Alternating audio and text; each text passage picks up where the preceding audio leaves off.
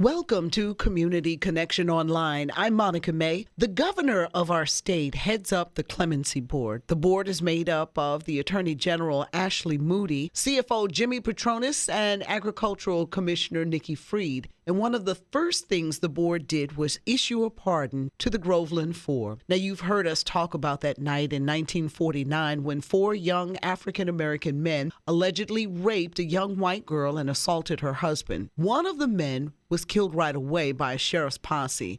The other three arrested and then convicted by an all-white jury. Their sentences were harsh: death for two who were over 16 and life for the youngest one. That same year, Harry T. Moore, who was executive director of the NAACP, stepped in. He organized a campaign against their wrongful conviction, and 2 years later, it reached the U.S. Supreme Court, and a lawyer whose name we all know, Thurgood Marshall, then stepped in. The convictions were overturned, and the case went to a lower court for a new trial. Here's more horror in this story, though. Lake County Sheriff Willis McCall, who was at the bane of all of this, shot one of the Groveland Four dead while transporting them. The other survived his wounds and told the FBI. Harry Moore stepped in again to ask the governor to suspend Sheriff McCall, and we all know what happened to Moore. In 1951, the civil rights leader and his wife were asleep in their home when a bomb went off, killing them both. Now we're at the second trial with attorney Thurgood Marshall. One of the men was convicted again and sentenced to death. That was later commuted to life, then paroled, and in 1968, Walter Irvin died. The other one, who was too young, Charles Greenlee, was paroled in 1962. He died in 2012, which brings me back to the governor. In January this year, DeSantis pardoned the Groveland Four. But if you really listen to the history of this, you'll see that there was no crime committed by the four young black men. So exoneration would be the next step, and that's what we want to talk about with the Central Florida Urban League. They're hosting an open discussion about the Groveland Four and what's next. Coming up at St. Mark AME, the Central Florida Urban League will take it to the streets. We want you all to come and be a part of a discussion about what is next. Where do we go from here after the Groveland Four, the pardons, the race and religious prejudice, and what we're looking for now, the difference between what is a pardon, what is an exoneration? So we're going to speak with Dick Batchelor. He's the board chair for the Central Florida Urban League, and Paula Hoisington is the vice chair. So I'm happy to be able to get a chance to really get down and figure out what's going on with this. So thank you both for being on. Let's talk about the event that's coming up Tuesday, April 16th, 6 o'clock at St. Mark. Let's talk about that, Dick. As the Urban League, we really wanted to, as we continue to reach out to community, engage community, but afford an opportunity for the community really to have input, unfettered, unapologetic, direct, forceful input in a conversation about race and religious prejudice in this community. And where do we go from here? Gilbert King, the Pulitzer Prize-winning author of Devil in the Grove, about the Groveland Four, on our panel that night, as well as other members. But I think what's going to come up right off the top of the bat, as you alluded to it, is there was a pardon of the Groveland Four, which is good. But pardon under law is they basically pardon you for a crime you committed. They never committed a crime. So now we're going to be talking about exoneration. And Paula, for something that happened back in 1949 where four young men, they were like in their teens, a lot of atrocities associated with the Groveland Four: Ernest Thomas, Charles Greenlee, Samuel Shepard, and Walter Irvin. And as it turns out, it never happened. First of all, thank you for giving us this platform to talk about this issue. I was born and raised in Claremont, in Lake County. So all my life, I've heard this story. I can remember being at Christmas parades in Claremont and seeing Sheriff McCall come down as the marshal of the parade on his big white horse.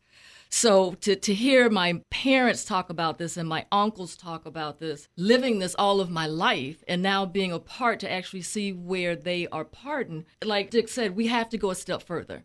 Because the evidence has shown from what we've been given that this did not even happen. So the Urban League, as we take this stance to educate our communities, and we tell them to stay woke, stay engaged, and stay involved, because just like this happened, there are other awful things that are going on that we need to stay engaged with. So we look forward to having this discussion. And like he said, unapologetic. Talk about the things that make the hair on the back of your neck stand up. But it's a discussion that really needs to be had. I love the panelists. You mentioned Gilbert King, and yes, he did write Devil in the Grove. You have the three wise guys. They're faith community leaders. Dr. Joel Hunter, he spoke right before I did. I hosted a panel not too long ago on ACEs, and you could hear how strongly attached to our community he actually is, and how he is really walking in his path. You also have Paul Perkins Jr. Now, his dad was one of the co-counsels in this case. We're praying that Dr. Bracey is going to be okay by then for this. And Justice Jim Perry will be there, Pastor Rod Zach, and of course, Shannon Green. Shannon Green has done some phenomenal work for the Orlando Sentinel, most recently on Amendment 4 and Desmond Meade. And Tammy Fields is going to be the discussion moderator. I appreciate you saying that. It is open to the public. Yes, it is absolutely. Tuesday, April 16th, 6 p.m.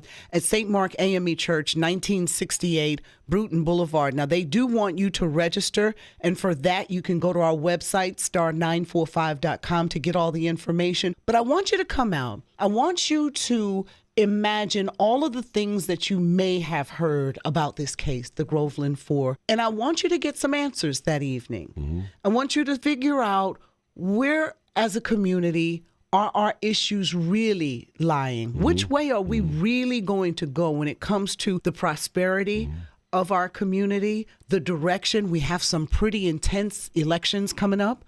We want to make sure that you're paying attention and ready for that. But more important, we want to just share with you what the Central Florida Urban League has been doing. Give us a brief synopsis, and then we'll move back to the event that's coming up. What are some things that you all have been doing, either of you? Well, I wonder if you don't mind following Paula's comments about watching the parade and Willis McCall, and he was the devil in the Grove.